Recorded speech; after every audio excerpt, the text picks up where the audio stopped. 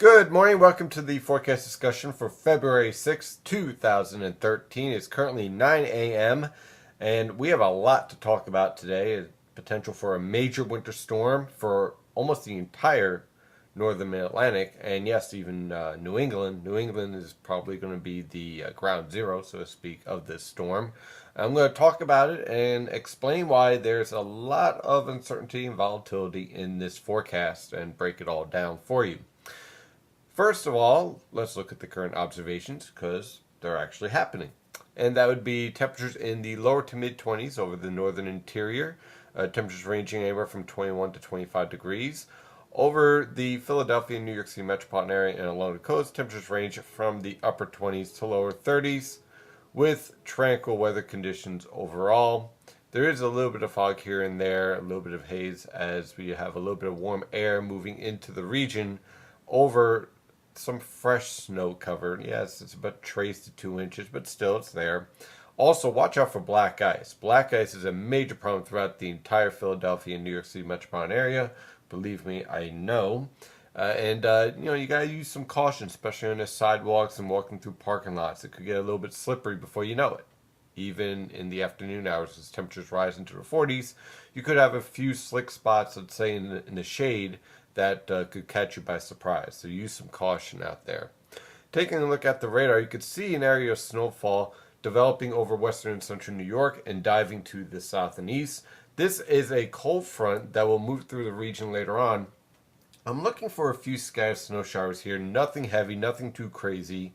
But we could see a few flurries and maybe accumulation up to a coating in some locations, especially around the Hudson River Valley, northeastern Pennsylvania, and around northern and central Connecticut. Along the coast, yeah, there'll probably be a little bit of snow in the air, but temperatures are going to be in the upper 30s to lower 40s, and so that pretty much stops any potential for accumulation, obviously. But you will notice the passage of this cold front as winds shift to the northwest and temperatures start to fall, especially this evening, and they will fall into the teens and 20s by tomorrow morning. Now here we have our cold front moving through western New York. This cold front will drive through the Philadelphia, New York City metropolitan area and set up a nice cold air mass over the region. That is the first step to what could be a very interesting storm, which is starting to brew over Texas right now. It's already producing thunderstorms.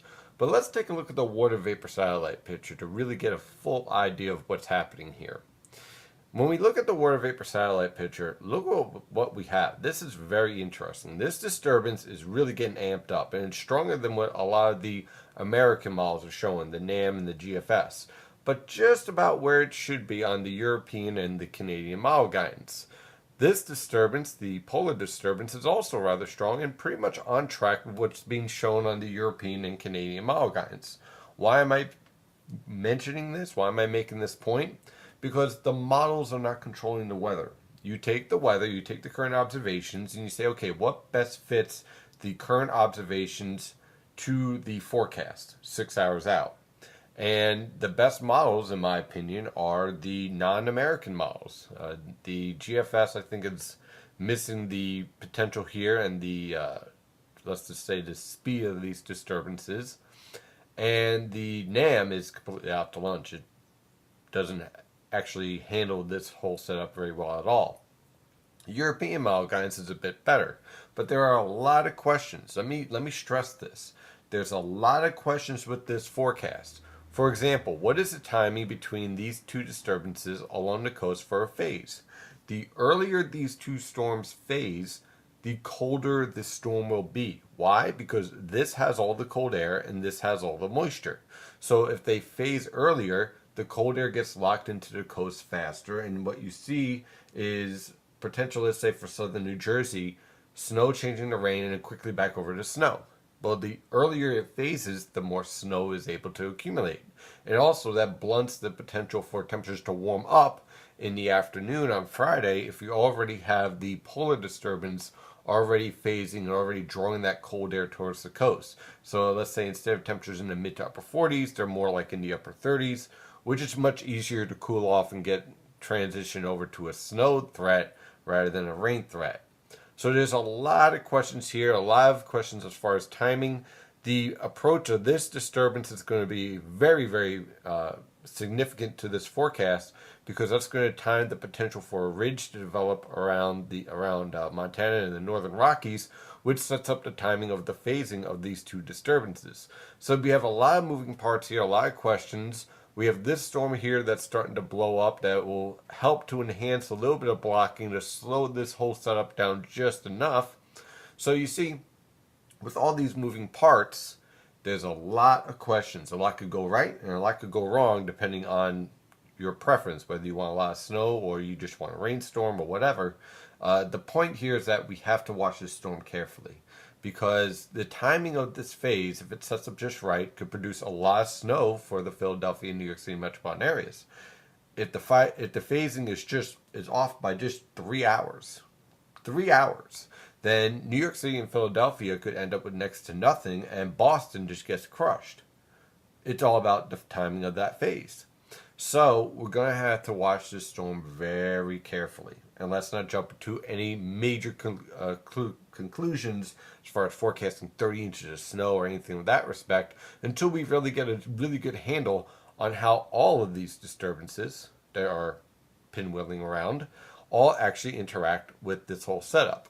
So here we have the European model guidance, and I'm using it again because it lines up the best with the current observations in place. Now, one thing to really, make a very strong point on, this subtropical disturbance is stronger on the in reality compared to the operational guidance, but the ensemble model guidance of this type of model picks it up rather nicely, and that ensemble model guidance has the phase a little bit earlier, which leads to a little bit colder forecast.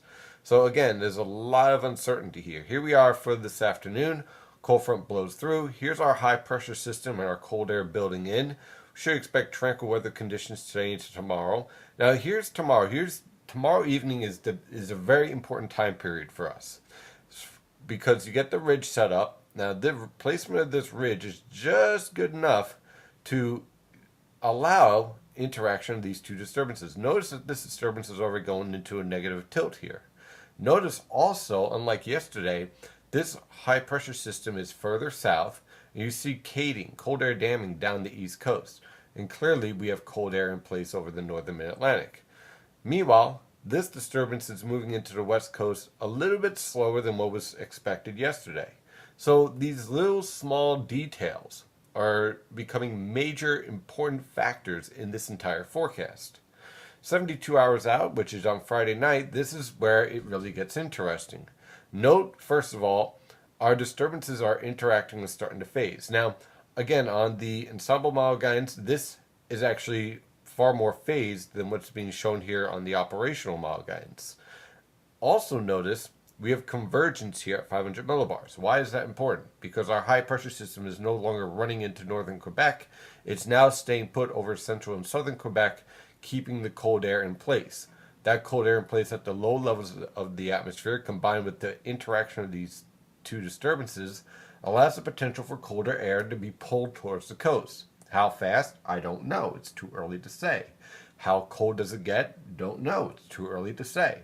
What I can tell you is that the potential is there. It's very much there for a significant snowfall for Philadelphia, New York, and especially for Boston. So you see everything kind of lining up, and you could kind of see where things could go right and can go wrong. If this disturbance is a little bit faster and a little bit further east, we get nothing. No big deal. It's not a major storm. If this is a little bit slower than expected, we get nothing. If these two are too fast, or should I say much faster than any model suggests, you can end up where they shear each other apart. Or they line up just right. This is a little bit faster, and you end up with a very impressive winter storm that makes up for what has been a rather quiet winter so far. So my point here is that there's a lot to wait and see how this evolves. So the next 24 hours are going to be very important in determining exactly who gets what and how much for the Philadelphia and New York City metropolitan area. Once the storm leaves, high pressure will be in control for the weekend. We slowly moderate back into the 40s, possibly even touching 50 degrees, before a strong cold front moves through on Tuesday, setting up another interesting potential around, let's say, Valentine's Day. We'll have to keep an eye on that, as well as more disturbances dive into the southern plains and start to create some mischief. As far as the forecast, this is a highly preliminary potential precipitation map. Out here in northeastern Pennsylvania, the reason why I have very light snow is because I think that this storm is going to be focused along the coast. So overall, I think this portion of northeastern Pennsylvania is kind of trapped in between the transition towards the coast, and so I expect generally light snow to develop. How much, again, I don't know, but the point is that I think the heaviest precipitation stays to your east. Along the Philadelphia metropolitan area, southeastern Pennsylvania, up through the Delaware River Valley, the northern Delaware River Valley, looking at, I think, pretty much a moderate snow event. Honestly, the way the models are setting up here, and let me go back to here for a second at 72 hours. This setup actually keeps plenty of cold air in place over eastern Pennsylvania. So what you might end up with is maybe snow, sleet, changing over to snow, potential for over 4 inches of snow here. Something, again, we're going to keep a really careful eye on exactly how this storm develops and materializes. Along the southern New Jersey coast, it's going to be a bit warmer because you're closer to the Atlantic. And there's going to be a longer period of easterly winds out ahead of the storm, the way that I see it developing right now. So you end up with starting off as rain, and as the storm blows up, if the timing of this cold air is correct, you change over to snow, possibly up to 4 inches of snow out of this. We'll have to keep an eye on this. The earlier the phase, the more there's snow. For central New Jersey, New York City metropolitan area, and Long Island, same idea. I don't see a complete changeover to rain here, though. I think that we're going to be right on the borderline, and 850 millibar temperatures are going to be right around, that's the mid-levels, by the way, right around freezing. And so with that, there's a potential for a wintry mix changing over to snow and over 6 inches of snow falling. Again, like I said, preliminary, very preliminary. As you go north in New York City, this is going to be the jackpot. Heavy snow. It's going to be all snow event for the Hudson River Valley, for portions of northern New Jersey, and definitely for all of Connecticut. Up to over 12 inches of snow will be possible. And then if you're in central and northeastern Connecticut, you could be in the jackpot area where this snow is very impressive, and you get some very impressive snowfall totals. So if you are in northeastern or central Connecticut, this looks like a major winter storm with all snow, and it could be a very impressive snowfall for your region, making up for all your snowfall for this winter so far.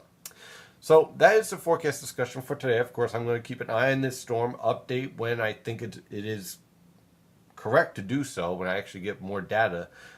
You won't be seeing me putting out each model run and say, oh, the GFS shows this and the European shows this. I'm going to take all the guidance in, going to take all the data in, and I will update when I think I am confident enough to provide a forecast that I think is worthy of your needs. Of course, I'm your meteorologist, Stephen DiMartino. You can follow the latest weather information at nynjpaweather.com and nynjpaweather on Twitter and Facebook. Have a wonderful day. Stay safe out there.